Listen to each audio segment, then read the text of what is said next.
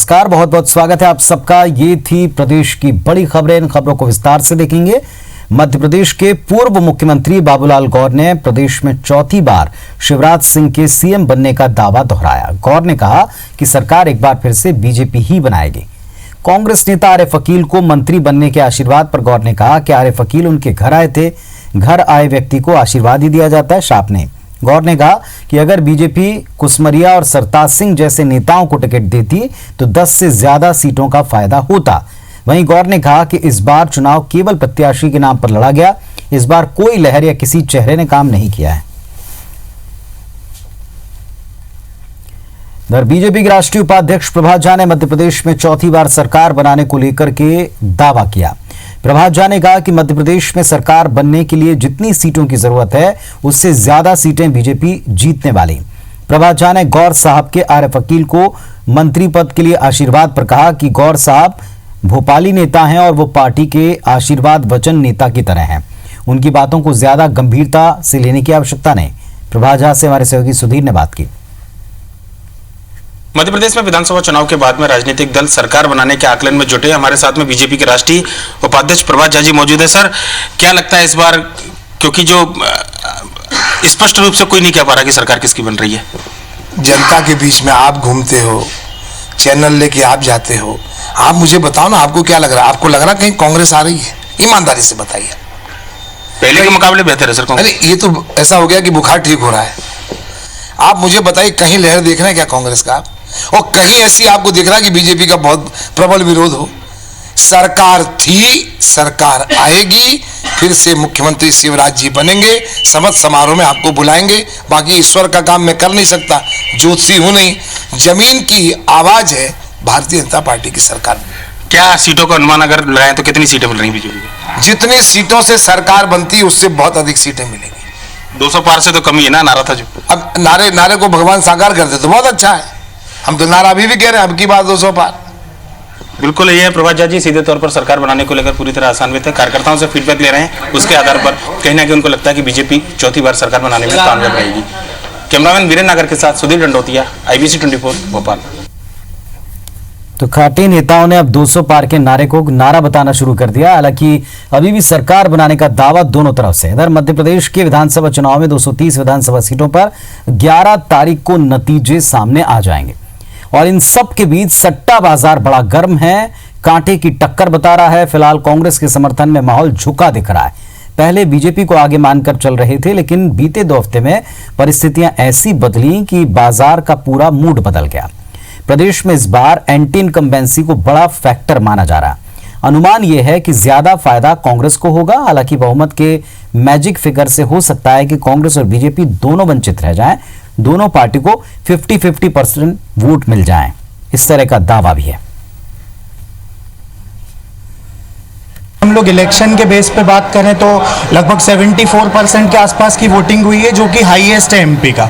74% की वोटिंग हुई है और इसमें चांसेस ये है कि कांग्रेस और बीजेपी दोनों के 50-50% आने के चांसेस है, क्योंकि वोटिंग भी ज़्यादा अच्छी हुई है। सभी सीटों पर हम विजय प्राप्त होने जा रहे हैं, क्योंकि मालवा निर्माण ही नहीं, समूचे मध्य प्रदेश में माननीय शिवराज सिंह चौहान ने जो अद्भुत काम किया है। मूड बदला हुआ है जनता का और वो बिल्कुल बदलाव चाह रही है। और कांग्रेस की जो सीटें पिछली बार थी, जो कहा जाता था मालवा में कम सीटें आई थी और भाजपा की ज़्यादा, पर तो इस बार मुझे जो बदलाव दिख रहा है वो इस बहुत नया दिशा और दशा देगा, कांग्रेस को भी देगा।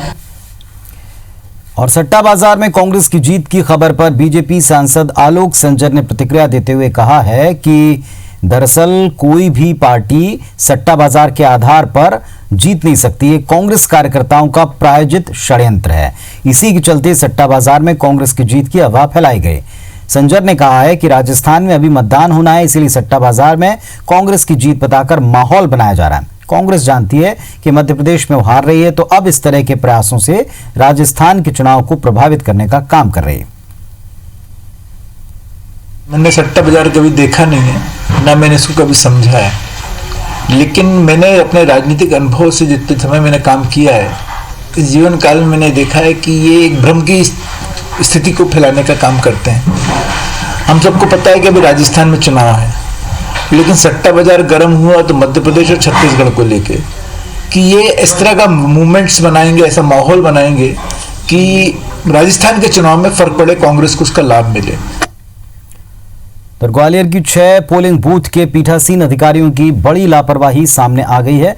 पीठासीन अधिकारियों ने मतदान के दिन मॉक पोल करवाया और उसको ईवीएम से हटाया नहीं, बल्कि मतदाताओं के वोट के साथ उसको काउंट कर दी। ऑब्जर्वर के सामने हुई स्क्रूटिंग में कंट्रोल यूनिट में बैलेट यूनिट से ज्यादा वोट सामने आने पर मामले का खुलासा हुआ। हर पोलिंग बूथ पर मतदान से पहले 50-50 मॉक पोल करवाए जाने थे। इसके बाद ईवीएम को क्लियर करना था। मतदाताओं से वोट पड़ने के पहले पीठासीन अधिकारी CLR का बटन दबाना भूल गए और सभी मॉक पोल मतदाताओं के वोट में शामिल हो गए। कांग्रेस ने पीठासीन अधिकारियों के खिलाफ कार्रवाई की मांग की। जिला निर्वाचन अधिकारी ने सभी विधानसभाओं की स्क्रूटनिंग होने के बाद निर्वाचन आयोग को मामले की जानकारी सौंप दी।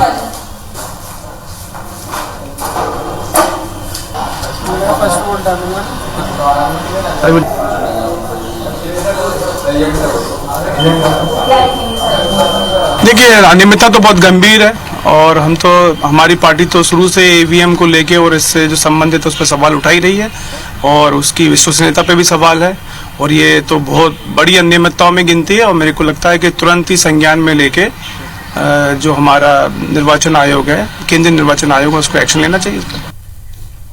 राजधानी भोपाल में ईवीएम और वीवीपैट के लिए बनाए गए स्ट्रांग रूम की सुरक्षा पर कांग्रेस ने सवाल उठाए हैं। कांग्रेस का आरोप है कि स्ट्रांग रूम की सील को सही तरह से नहीं लगाया गया।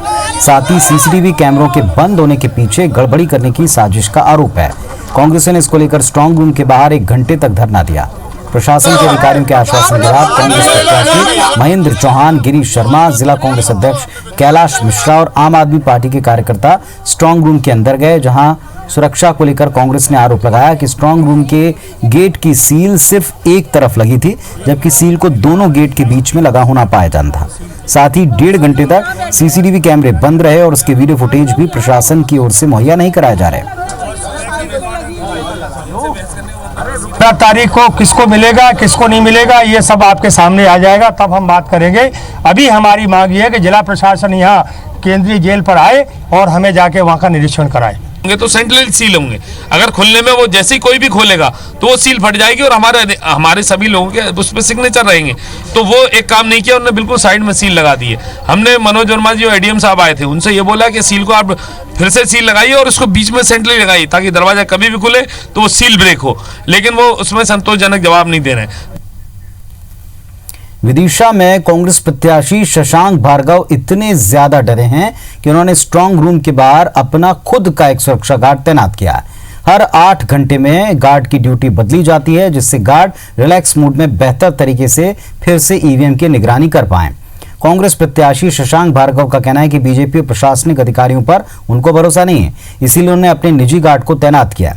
विदिशा के ATI इंजीनियरिंग कॉलेज में कैलाश सत्यार्थी हॉल में जिले की सभी 5 विधानसभा की ईवीएम रखे गए हैं। ईवीएम की सुरक्षा में CISF के जवानों को तैनात किया है। कांग्रेस प्रत्याशी शशांक भार्गव का आरोप है कि बीजेपी नेता प्रशासन के साथ मिलकर कुछ भी कर सकते हैं, इसीलिए उनको ये कदम उठाना पड़ा। भारतीय जनता पार्टी की सरकार और निकम्मों पे कोई भरोसा नहीं है। शासन के दबाव में प्रशासन से कुछ भी करा सकते हैं, इसलिए अपने सुरक्षा गार्ड लगाए अपन ने। 5 विधानसभाओं को यहाँ रखे हैं तो सब 5 विधानसभाओं की सुरक्षा वो कर रहे हैं हमारे गार्ड। ग्वालियर जिले की 6 विधानसभा सीटों पर चुनाव लड़ने वाले 79 प्रत्याशियों ने अपने प्रचार पर 3,06,27,198 रुपए खर्च किए। ये हिसाब नाम वापसी के बाद से मतदान होने तक का है। सबसे ज्यादा कांग्रेस और भाजपा के प्रत्याशियों ने खर्च किया है, जबकि ग्वालियर दक्षिण, ग्वालियर ग्रामीण, डबरा और भितरवार में निर्दलीय पीछे नहीं रहे। कई प्रत्याशियों ने दूसरों से पैसा उधार लेकर तक चुनाव लड़ा। इसे चुकाने को लेकर वो चिंतित भी हैं। 12 से ज्यादा प्रत्याशियों ने अपने खर्च का ब्यौरा नहीं दिया, जिन पर जिला निर्वाचन कार्यालय कार्रवाई की तैयारी में है। जबकि MCMC की रिपोर्ट के मुताबिक कांग्रेस ने विज्ञापन पर 34,25,973 रुपए और भाजपा ने 1,49,55,762 रुपए खर्चे हैं।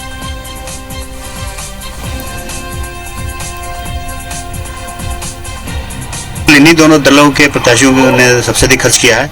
अब ये हर विधानसभा से अलग हम छांट रहे हैं कि किसको क्या तारीख थी। अभी आज हम चल के इसके बारे में गणना करेंगे कि कितने लोगों ने नहीं दिया। वैसे अभी 10-12 लोग हैं जिन्होंने खर्च अपना नहीं दिया समय पे।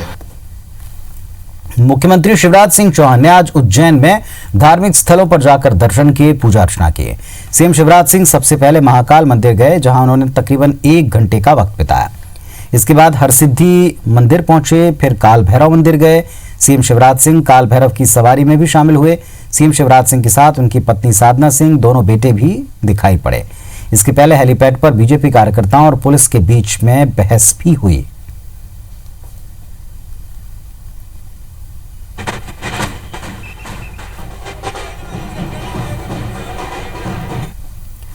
बीजेपी विधायक रामेश्वर शर्मा ने यूपी के सीएम योगी आदित्यनाथ के बजरंगबली को दलित बताए जाने के बयान को सही बताया। रामेश्वर शर्मा ने कहा कि दलित योगी का मतलब निचले तबके से था, जिसे भगवान राम साथ लेकर चला करते थे। रामेश्वर शर्मा ने कहा कि बीजेपी भगवान राम की तरह दलित वर्ग के साथ है। जैसे उन्होंने वाल्मीकि पर भरोसा जताया, वैसे ही निचले तबके के साथ खड़े होने की बात योगी ने की है। विधानसभा चुनाव के दौरान मंत्री उमाशंकर गुप्ता को हराने वाले उनके ऑडियो को कांग्रेस की साजिश बताया। चुनाव के बाद रामेश्वर शर्मा ने न केवल खुद की जीत का दावा किया, बल्कि प्रदेश में एक बार फिर बीजेपी सरकार बनाने की दावे भी किए। हनुमान जी का मतलब जिन समाज को लोग सबसे कमजोर तबके मानते हैं, उनके बारे में कहा कि ये समाज का प्रतिनिधित्व बजरंगबली करते हैं। राम ने कहा कि वैदेही अगर तुम्हें रहना भी है तो वाल्मीकि के आश्रम पर रहो और वहीं तुम जो है अपना जो है जीवन का यापन करो। क्यों? कि उनको वाल्मीकि पर भरोसा था। मध्य प्रदेश विधानसभा चुनाव में मतदान खत्म हो चुका है, लेकिन चुनाव ड्यूटी में तैनात सुरक्षा बलों को भेजी गई बसें अब तक वापस नहीं पहुंची। इंदौर से बालाघाट के लिए 170 बसें भेजी गईं, जिन्हें 30 नवंबर तक वापस इंदौर भेजा जाना था, लेकिन अब तक बसों की वापसी नहीं हुई। बसों को वापस आने में 3 से 4 दिन का वक्त और लग सकता है। बस संचालक लगातार आरटीओ जाकर शिकायत कर रहे हैं। चालक परिचालकों के परिजन परेशान हैं। परिवहन अधिकारियों के मुताबिक वो लगातार बालाघाट जिला प्रशासन के कांटेक्ट में हैं। हालांकि बालाघाट प्रशासन कहता है कि सुरक्षा बलों को छोड़ने के लिए बस जबलपुर जाएगी और इसके बाद बस को छोड़ा जाएगा।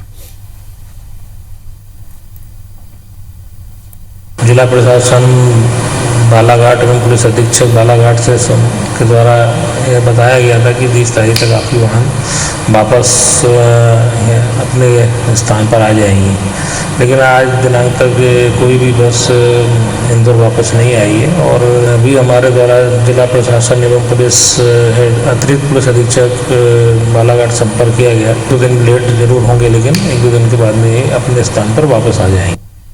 ग्वालियर में SC/ST छात्रों की स्कॉलरशिप का एक घोटाला सामने आया, जिसमें EOW ने JB इंस्टीट्यूट, आदिम जाति विभाग और जीवाजी विश्वविद्यालय के नोडल अधिकारी के खिलाफ 420 का मुकदमा दायर किया। EOW के मुताबिक ये घोटाला केवल एक कॉलेज तक सीमित नहीं है, बल्कि ग्वालियर जिले के 39 कॉलेज ऐसे हैं जहां इस तरह का घोटाला हुआ है।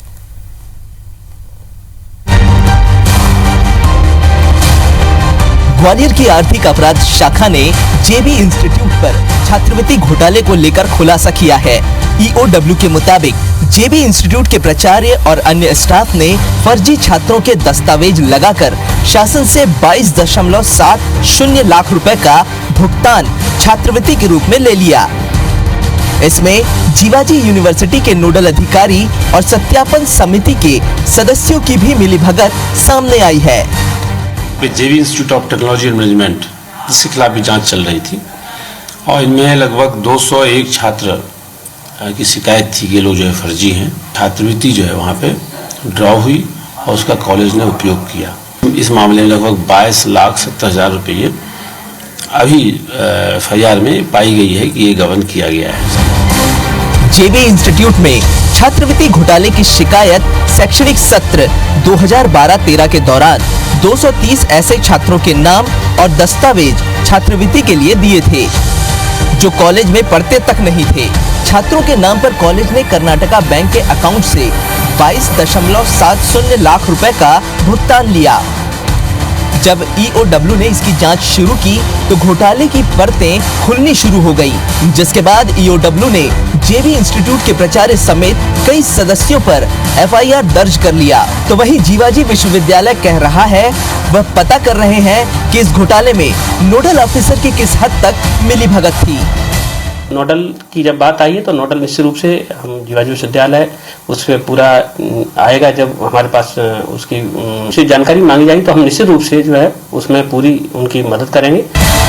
SC/ST स्कॉलरशिप घोटाला केवल JB इंस्टीट्यूट तक ही सीमित नहीं है, बल्कि इस घोटाले के जरिए ग्वालियर अंचल के 39 कॉलेजों ने करोड़ों रुपए का घोटाला किया है, जिनकी जांच EOW कर रहा है।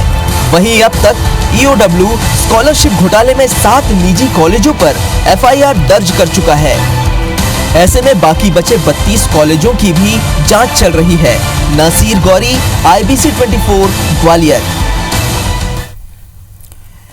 कटनीवाला कांड के मुख्य आरोपी सतीश सरावगी पर तय आरोपों को जबलपुर हाईकोर्ट ने खारिज कर दिया। 2016 में नोटबंदी के बाद कटनी में 500 करोड़ के हवाला कांड का खुलासा हुआ। इसमें बोगस फर्म्स बनाकर करोड़ों का लेन देन किया गया था। इस घोटाले का खुलासा तब हुआ था जब BPL कार्डधारी रजनीश तिवारी के पास आयकर विभाग का नोटिस पहुंचा। रिकॉर्ड में उसे SK मिनरल्स का डायरेक्टर बताया गया था। करोड़ों के इस हेरफेर में मुख्य कड़ी सतीश सरावगी निकला था। सतीश पर दर्ज सभी मामलों में उसे जमानत मिल चुकी है। खुद पर तय आरोपों को चुनौती देने के लिए सतीश की तरफ से हाईकोर्ट में पुनर्विचार याचिका दायर की गई, जिसमें सतीश सरावगी की ओर से ये दलील पेश की गई कि उनके खिलाफ किसी भी आरोप के साक्ष्य मिले ही नहीं। सतीश की दलील को स्वीकारते हुए अदालत ने उन पर लगे आरोपों को खारिज कर दिया, जबकि कटनी जिला अदालत को पुनर्विचार करने का आदेश दिया है।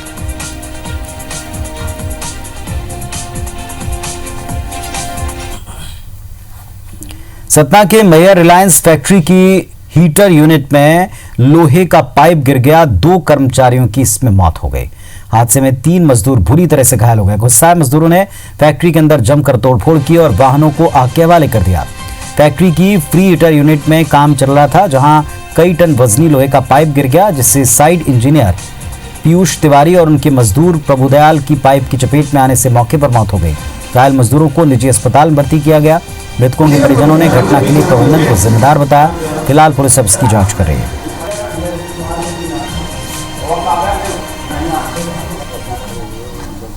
मैनेजमेंट की सीधी लापरवाही है उनकी, जो है ना पहले महीने में दिखाया। उनका कहना ये है कि जो है ना उसमें जो है ना वहाँ सुरक्षा का कोई इंतजाम नहीं, ये बना है जो है ना कर्मचारियों से काम भर लिया जा रहा है और ले जाने के बाद उनको जो है ना किसी प्रकार की कोई सुरक्षा मुहैया नहीं कराई जा रही है। मैयर क्षेत्रीय घटना रिलायंस फैक्ट्री में काम के दौरान 2 मजदूरों की मृत्यु हुई है। उसमें कुछ लोग घायल हैं, 2-3 लोग घायल हैं, जिस पर से मर कायम कर अग्रिम उसमें वैधानिक कार्रवाई की जा रही है। ग्वालियर के महुच गांव में एक घर में बुजुर्ग दंपति की लाश मिलने से सनसनी फैल गई। पनिहार थाना क्षेत्र का मामला है। पुलिस को सूचना मिली कि महुच गांव के एक मकान में पति पत्नी की लाश पड़ी है। मौके पर पहुंची पुलिस ने ये पाया कि 65 साल के रामबाबू किरार नाम के शख्स की लाश घर के अंदर फांसी पर लटकी हुई है, जबकि उनकी पत्नी ममता की लाश जमीन के ऊपर पड़ी मिली है। आशंका जताई जा रही है कि आपसी विवाद के चलते पति रामबाबू ने अपनी पत्नी ममता की गला घोंटकर हत्या की और फिर खुद फांसी पर लटक गया। मृतक दंपति के बेटे का कहना है कि दोनों गांव में रहकर किसानी कर रहे थे, दोनों में बहुत प्रेम भी था, लेकिन घटना कैसे हो गई ये स्पष्ट नहीं।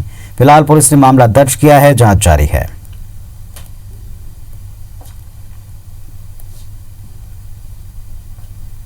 गांव रहते थे मऊच में, अभी कोई जानकारी नहीं मिली। तो मिली आपको एक माताजी नीचे डली हुई मिली थी मेरे को, और माताजी का फांसी लगाए थे। देखने में ऐसा प्रतीत होता है कि उन्होंने पहले अपनी पत्नी श्रीमती कमला देवी की गला घोंटकर आपसी झगड़े में मृत्यु कर दी। उसके उपरांत स्वयं फांसी लगाकर आत्महत्या कर ली, ऐसा प्रतीत होता है। पंचों की राय है। इंदौर के प्रसिद्ध खजराना मंदिर में विराजे भगवान श्री गणेश को अब तक कई बार आभूषणों से सुशोभित किया जा चुका है, लेकिन मंदिर में शुभ लाभ की प्रतिमा के 12वें प्रतिष्ठा स्थापना दिवस समारोह में पहली बार भगवान गणेश के साथ पूरा गणेश परिवार चांदी के वस्त्रों से सुशोभित हुआ है। भगवान श्री गणेश के लिए रजत पोशाक के अलावा शुभ लाभ की शेरवानी, मुकुट और रिद्धि सिद्धि के लिए राजस्थानी पोशाक पहनाई गई है। भगवान गणेश के लिए रजत पोशाक 8 माह में 2 राजस्थानी कारीगरों ने तैयार की। इन सभी पोशाकों पर आकर्षक नक्काशी है। इस पोशाक को लंबोदर के परिवार को पहनाने में 2 घंटे का वक्त लगा। मंदिर को शाम को गुब्बारों और फूलों से सजाया जा रहा है। भगवान को आकर्षक पोशाक पहनाने के साथ स्वच्छ इंदौर और स्वच्छ इंदौर की शपथ भी दिलाई गई।